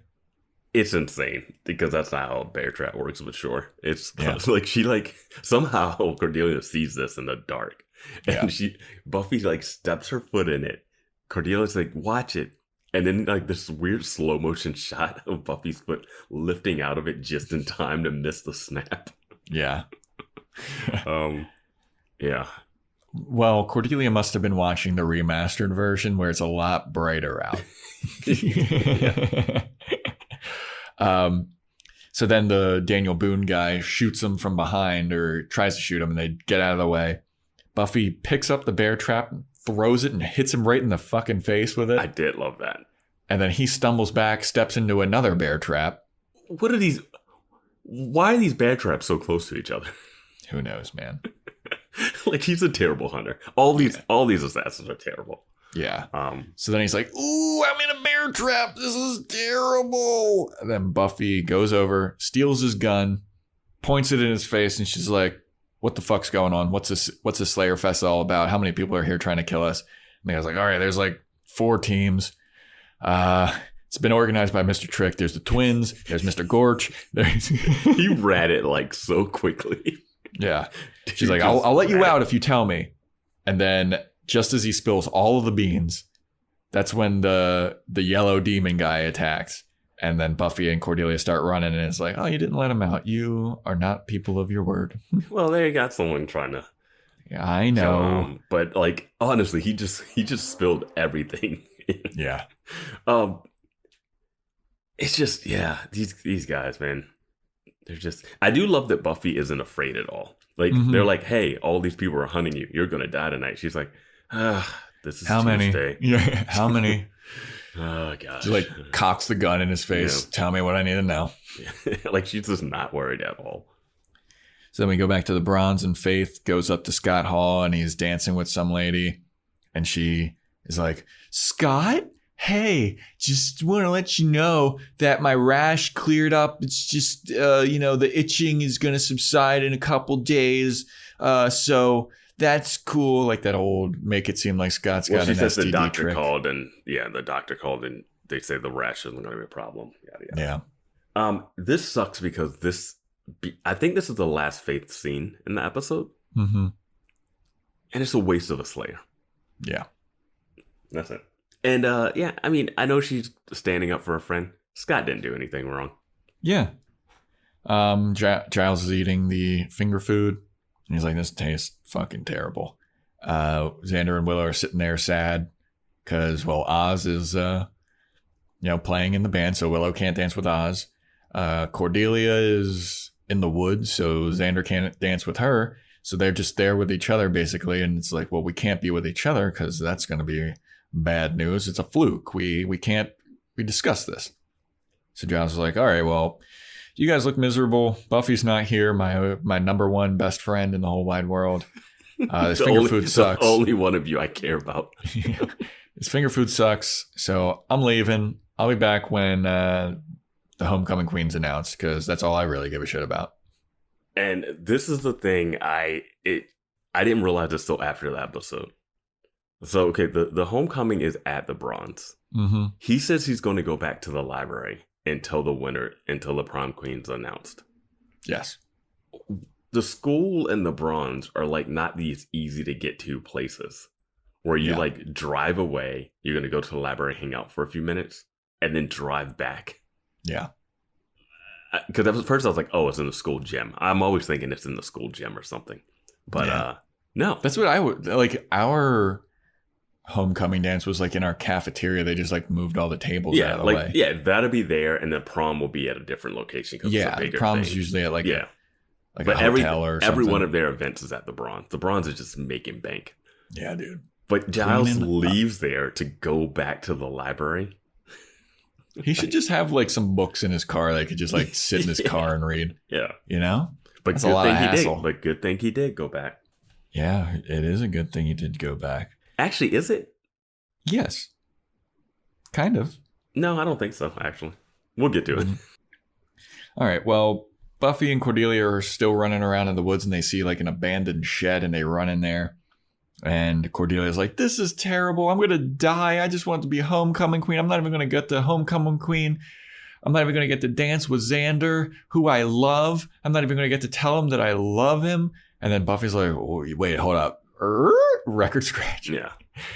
You love Xander? And she's like, I mean, it really grows on you, I guess. You know, you don't get it because he'll grow on you. And I was like, whoa. I don't think she loves him. No, she definitely loves him. She said that in the fish episode. She said in the fish episode that she would stay with him when he was a fish. What are you talking about? Like, I think that she wants the drama of... No, I think the show wants the drama of this love triangle thing that they're putting out. But she has admitted to loving him when she thought he turned into a fish creature. She broke up with her friend group to stay with him. Like, that's even more significant than the fish thing. Okay, sure. For her. I think about how she lives. you're going to lose those friends if you're dating a fish monster. True.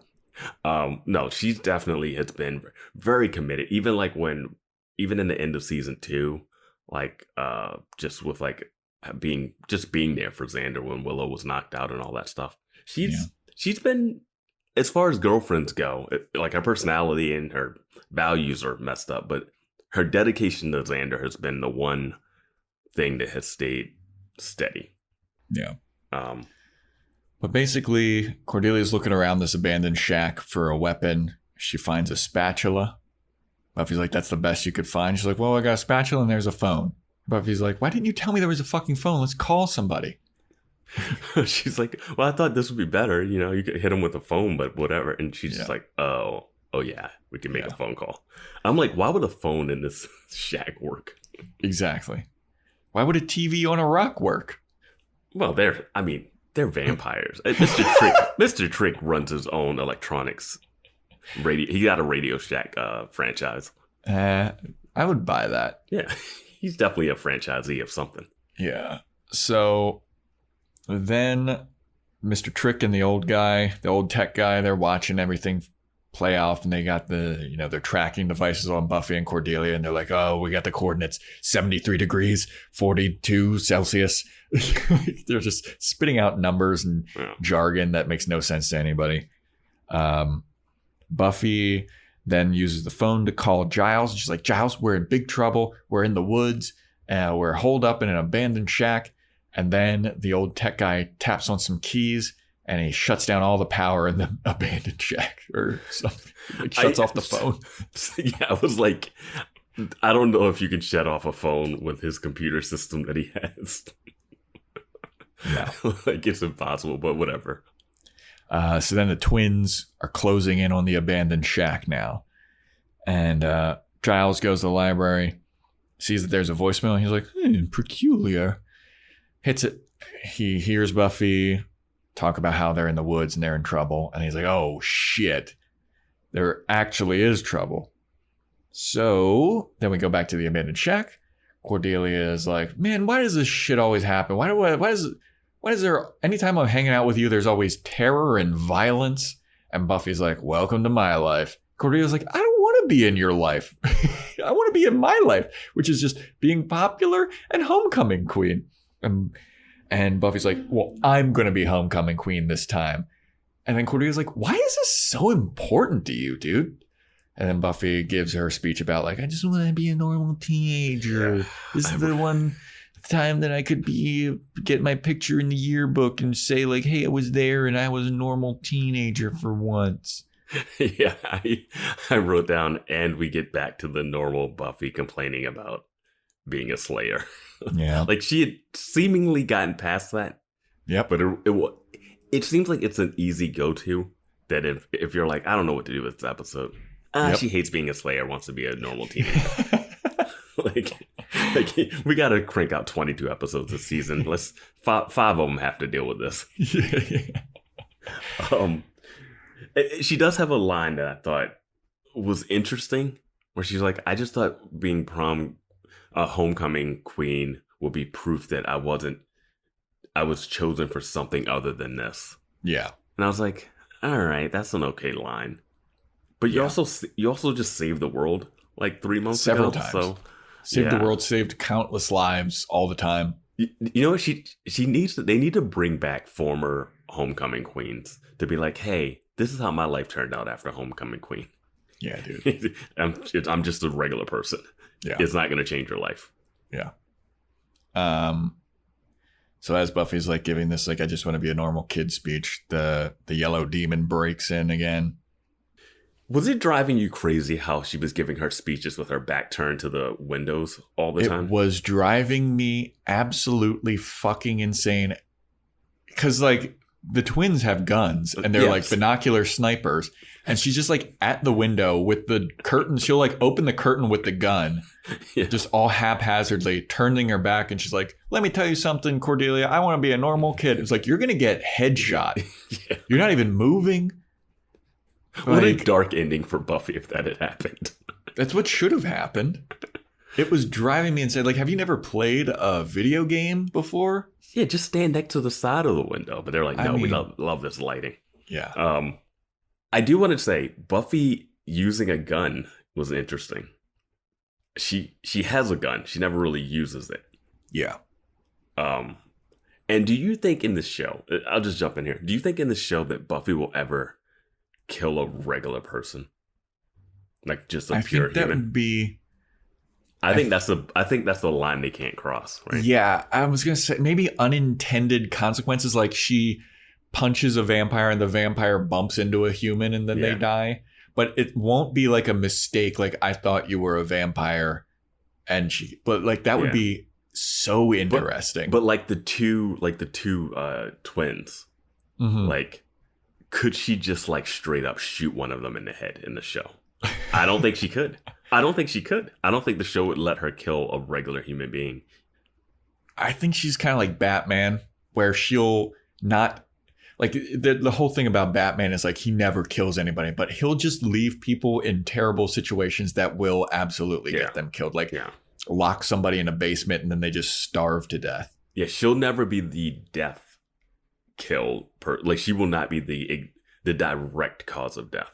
She'll be the like that Daniel Boone guy with the bear trap just bleeds out and dies. Like, he didn't technically get killed by Buffy or whatever, but she's responsible. He's fine. Yeah, he'll show up again with a prosthetic leg. Like a super cybernetic leg. Yeah. He can run really fast. In it. He can run really fast with a limp. He's got the James Bond stomp. Knife shoots out. What is that Machete movie or something where that one actress has like a gun leg? Oh, yeah. Planet Terror. Yeah. Yeah, dude, that movie kicks ass. But back to the show. Yeah, back to our show. Buffy. Buffy the Vampire Slayer. So the demon breaks in. He starts attacking Buffy, and Cordelia's like whacking it with the spatula, which I thought was amazing. It was funny. I don't know why this person who thinks that the other person is also a Slayer is going after Buffy and not turning around and just stabbing Cordelia. Right. It's fine. It's just weird because I would think if there was another Slayer behind me, I'd be really terrified if I was hunting. But when Buffy's getting attacked, she drops the gun and she's like, Cordelia, put the spatula down. Use the gun. Cordelia picks up the gun, shoots, and just misses very wildly. Mm-hmm. Buffy's like, Cordelia, put the gun down and get back to the spatula. Which I thought was great. That spatula is magical, man. Yeah, it really is. The twins are still closing in. They shoot a grenade at the abandoned shack, but it lands at like Buffy and the demon's feet. And Buffy's like, "Oh fuck, we gotta get out of here." She grabs Cordelia, jumps out a window. The demon tries to jump out a window, but it is boarded up and just like falls right back inside and lands with his face right next to the grenade. Great moment. I wrote down, slow detonating bomb blows up cabin. They jumped out of the window and are like 30 feet away from the cabin before it blows up. Yeah. What is this? What is this grenade? Well, it didn't look like a grenade at all either. It just looked like a little rocket or something. Yeah. But I thought that the demon jumping and just like Pratt falling right back into the thing was a great moment of slapstick comedy. No, yeah, it was definitely funny. I absolutely loved it. But then we get to my favorite part. Oh yeah. Well then you take over. Whoa, here. I mean, you can say it. You can say it. Okay. So Mr. Gorch and Candy are at the library, and they've opened library jail up. Yeah. And they're inspecting all of the weapons that Giles has at the ready in library jail. And they're like, we could use some of this stuff to kill Faith and Buffy. And they're like, yeah, thanks so much for the keys, mister. And Giles is face down on the ground. Giles is already knocked out. Face down on the ground with a humongous fucking welt on his head. And this is the point I was making. Her calling Giles and Giles getting that message did nothing. Yeah, I guess. Like, he didn't go. He didn't have time to go. What do you mean you guessed? He literally got a phone call and then got knocked out. Yeah. If that phone call doesn't happen, nothing changes. Okay, you're right. You're so reluctant to give up on. All right, Vance, you know what? You're right. Okay. Giles is knocked out, and we don't even see him get knocked out this time. He's just already knocked. They just like, whatever, you're done. I mean, poor Giles' brain, dude. God. He's not going to remember anything that he watched in his life in like 2 years because of all of the head trauma. Why is there not security measures put in place in the library? You guys have been attacked there so many times. There needs to be warning systems, like if someone's walking up. Yeah, like, he needs to have a button. There needs to be a button. Pager or something. It needs to be like some vampire deterrents. Like everything should be covered in garlic. It should smell like shit in there. Like, I don't know, man. There should be a cross that just swings down. Just a cross on the door and windows, you know, so they can't come in. I don't know, man. So then we go back to the old tech guy and Mr. Trick, and they're looking at the monitor, and Mr. Trick hears a knock at the door. He's like, I'll go get that. You stay here. You do your tech wizardry. Question. Who did you think was at the door? I can't remember who I thought was at the door. I was just along for the ride, Vance. Who did you think was at the door? My brain was racking. I was racking my brain thinking, who could it be? But I had no idea. Yeah, I had no idea what was going to happen. But who is at the door are a horde of cops, and they arrest Mr. Trick. Don't read him his rights. Yep. And Mr. Trick is just like, hey, what the hell? What's going on? Why am I getting arrested? Black men in America, am I right? Being black in Sunnydale, man. So they take Mr. Trick away. So then Buffy and Cordelia run to school. They go to the library. Buffy opens the library door with her back turned somehow. She's talking to Cordelia. And Candy jumps Buffy. And she starts attacking Buffy. And Mr. Gorch is watching. There's like a lingering scene on Mr. Gorch's face while he's watching this. Like, yeah, he thinks, okay, he couldn't beat up the Slayer himself, right? Mm-hmm. Now he thinks there's two of them. Yeah. We've seen them in the scene before. They had a crossbow. Yeah. He's not using the crossbow. He's literally standing there watching Candy attack Buffy with his hands in his pockets and his thumbs in his like belt loops, it seems like. And he's not even looking at Cordelia, who he might think is the other Slayer, because he has no clue. Yeah. He's just standing like, Yeah, it's like, you guys didn't get the drop on her. She just walked into a room and you grabbed her by her arm. You could have bit her immediately. You could have shot her with a crossbow. What are they doing? They're dumb. They're so dumb. But Cordelia gives Buffy the spatula, and Buffy starts. She gets the spatula, and then immediately gets hit in the face with like a post, the bottom of like this podium. And like I will say this: it was like a coat hanger or coat rack or something. Yeah, Buffy like stabs her with the spatula, and she gets hit in the bottom with the bottom base of like a coat rack or something. Yeah, and I will say Buffy's knockout here. She's been learning from Giles. Yeah, this is a great pratfall. Yeah, the apple did not fall far from the watcher tree. Yeah, she stumbles back and she falls into like desk and boxes and like falls over. It's great. It's hilarious. But so Candy got stabbed right in the solar plexus, it looks like, with the spatula. This is definitely not a heart shot. Yeah. All right, this looks a real tummy shot to me. Could be the remaster. I think you've maxed out on your remaster. Okay. Jokes For this episode? I think you got to give it a break for a couple. You get one an episode from now on. Okay. All right. Yeah. I'll limit myself. Use it sparingly. So Buffy's knocked out, and then Mr. Gorch is walking over to move in for the kill, and then Cordelia stands in his face. Wait. Well, she stabs her with the spatula, but the spatula, I guess, has a wooden handle, and it kills the wife. Yeah. So, like, she looks down, and she's like, oh, shit. And she, like, dust up. Yeah, the spatula disappears as well. I think it's amazing that Cordelia carried the spatula all the way from the woods. Yeah. It was a nice little callback. Nice little... it's not... What, I mean, it's the magic. It's the Chekhov's spatula. Yeah. I do love when the cabin blows up. They go, "Hey, let's run back. We got to get to the library." And I was like, "Why weren't you guys running to the library that whole time?" Yeah, why did you stick around in the woods for Slayerfest? It wasn't like they were like, "Oh, we'll just wait until someone tries to blow us up and then we'll run." Yeah, I don't know. So Mr. Gorge starts moving in for the kill to kill Buffy, and then Cordelia gets in his face, and she's like, "What the fuck do you think you're doing, mister? She's just a runner-up, all right? I'm Queen Bee here. And if you think that you're going to mess with my friend over there, you got another thing coming, because I'm the queen. And you see what she did to your girlfriend." And Mr. Gorge is like, "Wife?" She's like, "Whatever. I don't care. You saw what she did. What do you think's going to happen when you fuck with me?" And then Mr. Gorge is like, "Okay, I'm leaving." I was like, "You bitch." Yeah, what a punk bitch, dude. They just killed your wife and you didn't even like... I was like, I've seen a zombie snap a kid's neck at Buffy's homecoming party, or her homecoming party.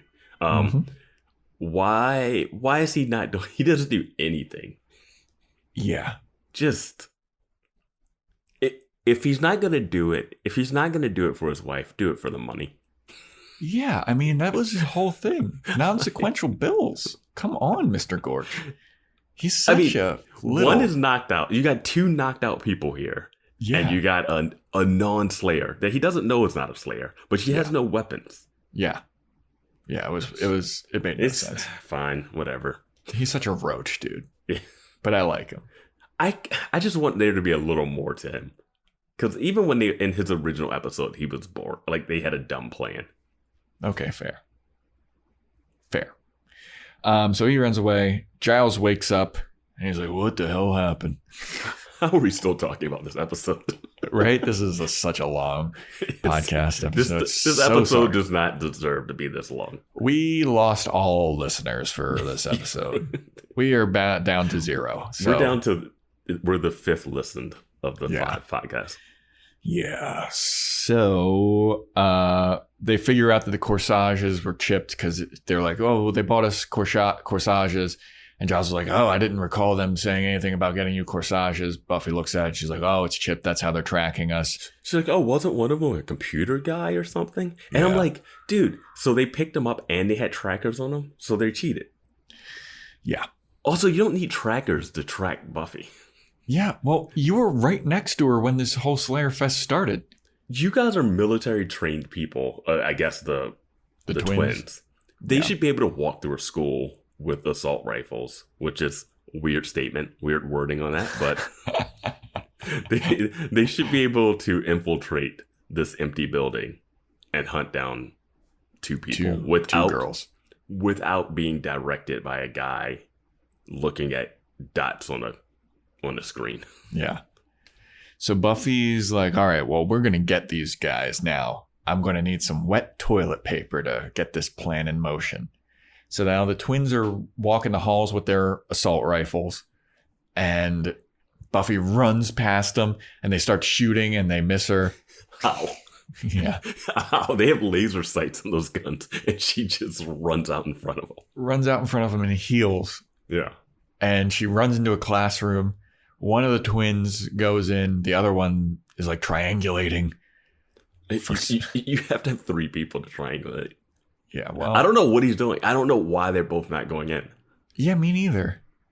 And then Buffy's like hiding behind a desk, and the guy goes in and he's like skulking around. He's looking for Buffy, and then she just leaps up and throws the corsage with the tracker and the wet toilet paper, and it sticks to him. And the tech guy's like, "They're right there. They're right behind you." And then she somehow gets the twins to shoot each other. Yeah. I don't understand how this plan worked at all. I was like, wow, that is clever to make a sticky bomb with the wet toilet paper. Yeah. I was like, that's interesting. I didn't know what she was going to use wet toilet paper for. So when she throws it, it sticks on them. And I'm like, okay. Yeah, but like, how did she get...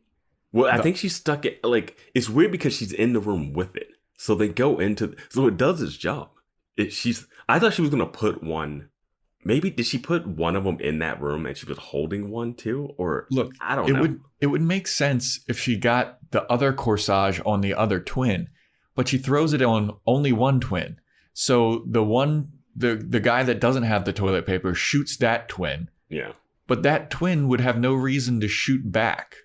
Well, maybe he thinks Buffy has a gun and is shooting at him.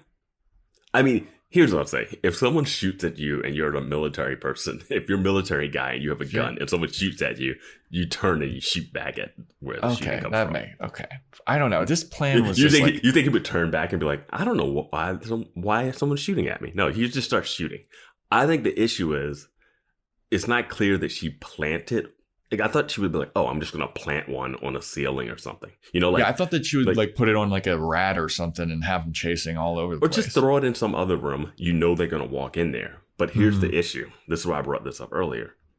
Buffy can't kill these guys because they're just regular people. Yeah. She can't just like punch and break their necks. She could punch and knock them out, but like there's no way to arrest them. You know what I mean? Did she not kill the cop that was shooting her in school? What do you mean the cop that was shooting her in Remember, school? like, that was several, one of those several hunters. episodes? That was one of those hunters. And she didn't die. She didn't die? She beat her. They beat her up at the church. Okay. No. So would you put the blame for these twins on Buffy? Like, this is like no, what I was talking I mean, about. I'm saying like she can kill people indirectly, but she couldn't like she had to strangle have a them man. shoot. Yeah, she couldn't just like sneak up behind him and strangle him. Like, I don't think the show would let her do that. Okay. All right. So yeah, the twins shoot each other, and the tech guy doesn't realize it. He's like, "We won. We got him. We got both of the Slayers." And he thinks that he's hot shit. Mr. Trick is then brought to the mayor's office. Mm-hmm. And the mayor's like, "Look, I know all about you, buddy. You're Mr. Trick. You're a vampire. I get it." And Mr. Trick is like, "Well, what do you want from me? Like, I don't want to work with you." And he's like, "Well, you're going to work with me. There's a bunch of rebellious I'm this town, and we need to clean up the streets." And then Mr. Trick's like, "All right, I'm listening." And that's basically the end of that. Yeah, he's like, I'm not going to join. And then he calls out the like, oh, you want me to get out of your neighborhood? I've heard that even before I was a vampire. So they call out the like racist implications of that. So that was kind of nice that they had that, at least a mention. The mayor also knows all about Slayerfest. He's like, "Great name. I love Slayerfest." Dude, the mayor is in on everything. Yeah. Like, he knows about Slayerfest. I mean, you had to send out something to get these people to come from all over the place. Like, there's a creature you've never seen before that showed up. How did he get the information? I still don't know what the mayor's plan is. Me neither. Because he says the youth matter and we need the kids. I thought he was going to be like, hey, can we stop killing kids at the school until election's over? But I don't know. Yeah, he's like, I need an election year. I'm in an election year, and I got to get rehired. And he wants Mr. Re-elected. Trick to be part of the team. And did he open something and show him something? I don't remember. But on Wikipedia, it says that the mayor is recruiting Mr. Trick to help control the town's youth. Yeah, which I don't know. Is that what's... I think we're gonna find out next episode some more about this. But is that what the Principal Snyder's supposed to be doing? Controlling the youth? I guess so. Because guess what? I got news for you. They don't vote. Yeah. Yeah, that's true. They're not legally allowed to. They can't vote. So then we get to LeBron's, and Buffy and Cordelia show up, and they're all haggard as shit looking. And Xander's like, "Whoa, where the hell were you guys? You guys out there mud wrestling?" And they're like, "We got caught up with a bunch of demons and assassins trying to kill us." And they're like, "Whoa!" And Giles shows up. His tie's all disheveled, and he's got this big lump on his head. And now they're finally announcing who won the Homecoming Queen stuff. And Buffy and Cordelia look at each other and like, you know what? No matter who wins, this is after the night we had, we should know just how important this is. And Buffy turns and she's like, "It's incredibly important." And Cordelia's like, "Yup, I'm going to take you down." And then the guy's like, "Oh, wow, this is crazy. I got the winners in my hand. And for the first time ever, we have a tie." And it's like, oh God, it's going to be Buffy and Cordelia winning in a tie. But no, it's the other two girls that win the tie. And Buffy and Cordelia just turn their backs on it. And they're like, "This is a bunch of bullshit." And then that's the end of the episode. There's too much stuff in this episode. That's why it's a long podcast. There's too much stuff on our podcast, right? There's too much stuff in this podcast, and there's too much stuff happening in this episode. I would have loved to focus in on one of them, on just one more, like on one of the things more depth. Yeah, it's a very unfocused episode. Slayerfest needed to. And you know what? It's interesting. It took forever for the opening credits to come in. There's like three scenes. It was like 3 scenes. I was like, are they just not having one this episode? It was like 3 scenes before we actually got to the opening credits because there's so much stuff they're setting up here. They even have the angel thing in the beginning that we don't even deal with anymore. Yeah. It's too much going on, man. Which is weird for an episode where she gets dumped. Like, we don't even get time to deal with Scott Hope breaking up with her. Yeah, it seems like, obviously her wanting to become Homecoming Queen plays into like, I'm going to get back at him. Like, I'm like revenge body or whatever, revenge Homecoming Queen. But everything's just moving so fast and not spent enough time on it. Like, I feel like this episode could have been a lot better. And we didn't need, I felt like I'm really interested in the Willow and Xander kissing, but like, that seemed like something that's like is in here but gets lost because we're dealing with Slayerfest and prom queen stuff. I wish Slayerfest was its own episode. Queen. Yeah. You know? Like, that would have been so fun and actually have Faith in it, and then like show Buffy and Faith like earning trust in each other, getting to know each other better, and like working together. A lot of set pieces of them like trying to do like just surviving with like tricks and like hiding out places and avoiding traps and stuff like that. That would have been a lot of fun. That's the thing. It's like Slayerfest has a lot of potential to be like, all right, we got 10 of the deadliest people and 2 Slayers. I didn't even know there were 2 Slayers could exist. And and then we had the whole episode is that, and Giles is like, where are they? And they're trying to find them. And Giles opens a book to like, oh, this is Slayerfest. It's been happening since the 1400s. Slayerfest 1408. Yes, this is Mr. Trick. He has been hosting Slayerfest every year. It's an annual charity event, and whoever...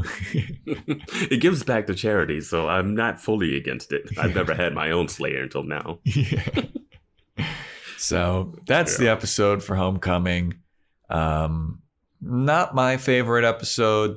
Doesn't seem like it was yours either. And you know what's going to be interesting is how are they going to explain the school being shot up? Oh, yeah. They won't. It doesn't matter. Yeah. Remember when Buffy's house got wrecked? Yeah, that's true, yeah. And in the next episode, she's having dinner with Faith. I mean... It's fine. Yeah, they shot those windows out for sure and shot through walls. And then, like, did they take the bodies of the twins out of the school? And, like, where are they putting those? Like, is there just a ravine with a bunch of Buffy victims? There's definitely, like, a Watcher, like, body disposal. There's got to be. It just cremates all these I think that's what animal control is for. I think animal control is, like, animal control and body disposal. Yeah. Yeah. All right. That is it for Homecoming, everybody. Thank you for listening to the two people that made it all the way through in this episode. Really appreciate that. For all two of you, if you want to follow us on Instagram at Boys Watching Buffy, we got some good stuff going on there. Rate and review, please. Yeah, if you made it through this episode, if you made it to the end, and you're a new listener, you're not one of the ones that are just the diehards, true believers, the completionists, I'll say. Yeah, the Boys Watching Buffy completionists. Send us a message. Let us know. Yeah, if you made it this far, I feel like you got to give us a positive Apple Podcast review. Yeah, and leave a message in there and we'll respond to it next episode or the episode after that or something like that. Yeah, give us a review. If this is your favorite episode, if you loved our take on this episode, let us know. I would really love to hear about that. I just want to issue an apology to everybody for this being so long. Yeah. Next episode is titled Band Candy. Vance, what do you think that is?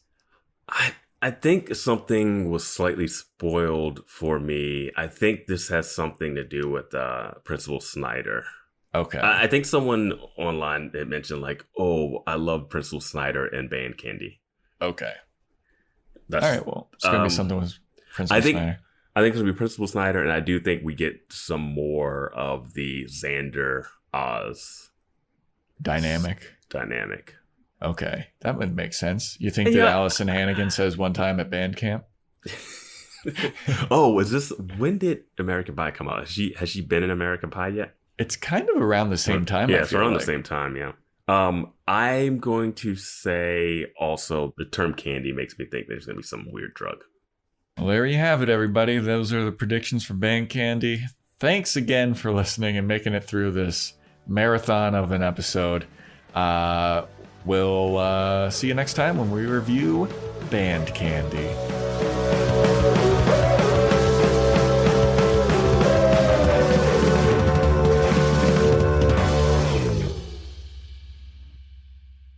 Cordelia gave me $6. That buys a whole lot of cupcakes. Tune into the Salsa Kings Network.